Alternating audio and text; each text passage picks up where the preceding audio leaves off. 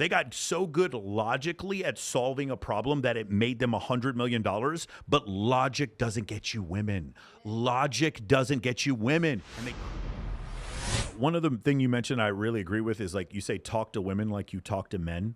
And this is something I tell guys all the time. They go up to women and immediately, you were talking about, I think with PWF when you're talking about doing interviews, I tell guys what they're doing is they're walking up to women and it's very clear from their body language and their eye contact, they're staring at the girl's boobs or whatever, and their vocal inflection going up, that they're treating the women different because the women are attractive. So you're giving women extra attention, but they haven't done anything to earn it. And when you go up to dudes, when you go up to guys, you don't do any of those things.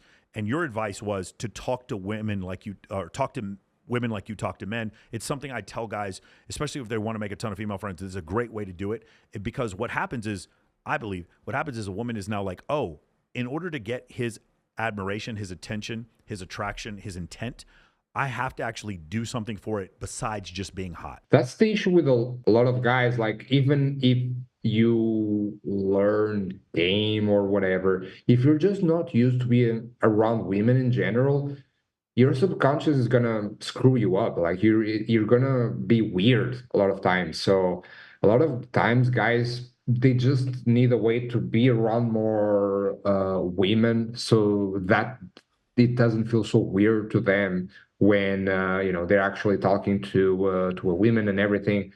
I think that's something that definitely would benefit a lot of guys. And one of the things that I think is funny is when you ask guys why they're doing the things they're doing and they don't come around to telling you the actual truth. What I mean by that is like going to a good school and getting a master's degree.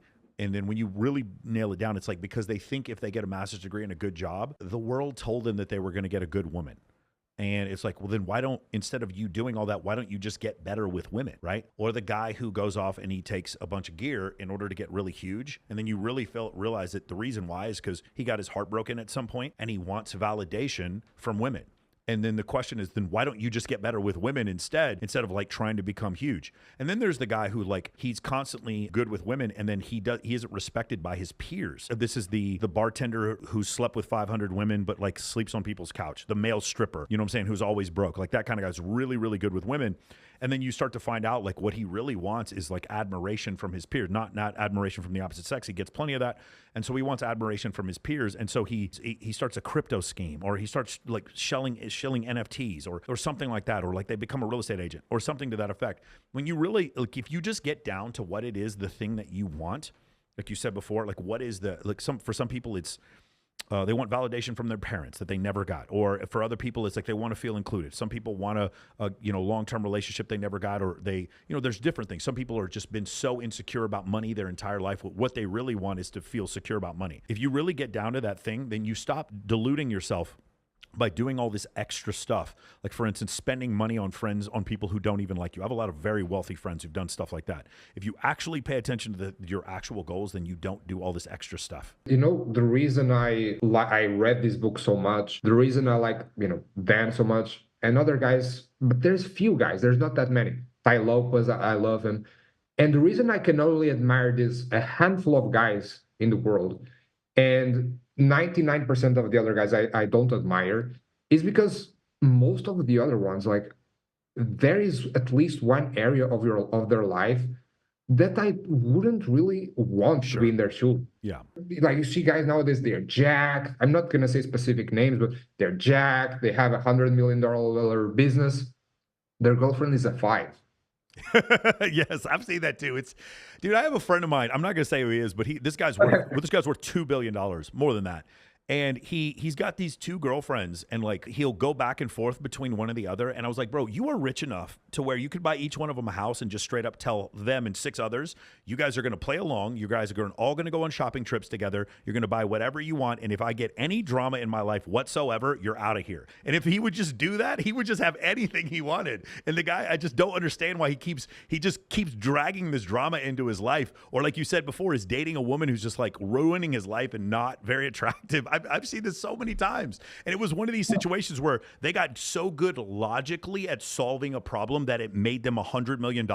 But logic doesn't get you women. Logic doesn't get you women. And they couldn't grasp that. 100%. And then they find these excuses like, you're so superficial. It's just about personality. And I'm like, bro, what makes you think that only a 5 can have a personality that's aligned with you? Yeah. What makes you think that a girl that you would actually think it's super attractive can have that same kind of personality that you enjoy on your 5? Find these excuses to overcome this one area of their life. Nothing against that, but I'm just saying that, I find it hard to really admire these people, because even though they excelled at certain areas of their life, in these other areas, like they didn't really did something that you can admire, if you know what I mean. Sure. The concept of male overperception bias. This is something Dr. David Buss talks about in his books.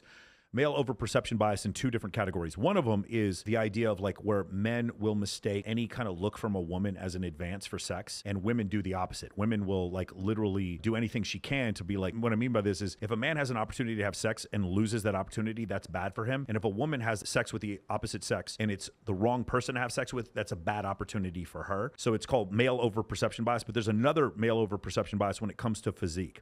And this is the concept where the guy, he goes from like 160 to 180 and he puts on 20 pounds of muscle and he gets more looks from women. So in his mind, he's like, I can get twice as many looks if I put on twice as much mass, and 3 times as many looks as I can put on 3 times as much mass. And you see these guys that are just huge in the gym, and then they do these experiments with women and they start saying, what body type do you like the best? And men, when they ask men what body type women like the best, the men select Schwarzenegger, but the women select Brad Pitt in Fight Club. And the opposite is true. Women will say, what body type do you think men like the best? And the women will pick Twiggy and the men will pick Kim Kardashian. Like 10 years ago, Kim Kardashian. The men will pick the curves and the fitness, and the women will pick like stick thin. The opposite happens for men, whereas men think that all the women want NFL linebackers, and what they really want is like the warrior type, the fit warrior type. So it's really interesting, the overperception that men have.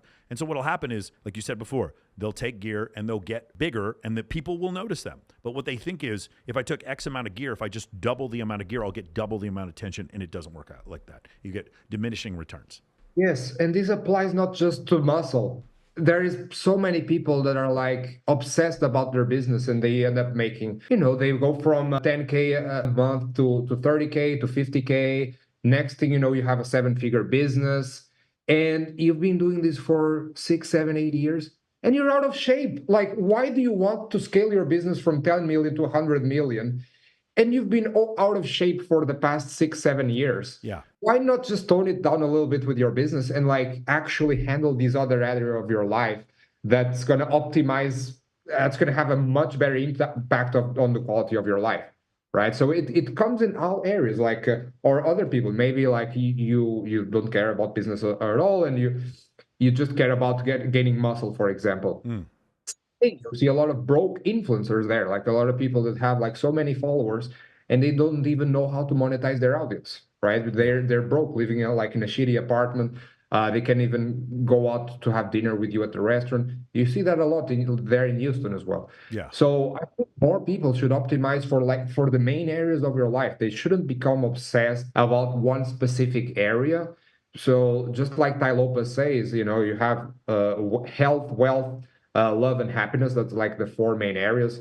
So health, wealth, you have love, which is like family, social life, dating, and then happiness is like your spirituality, the way you feel, and adventures and all of that. More people should try to optimize these 4 areas instead of just obsessing about one. Just like you said, I get 50 pounds of muscle, I need 20 more now, while the other 3 areas are crumbling. You know what I mean? If people did this more, I think their quality of life would skyrocket a lot.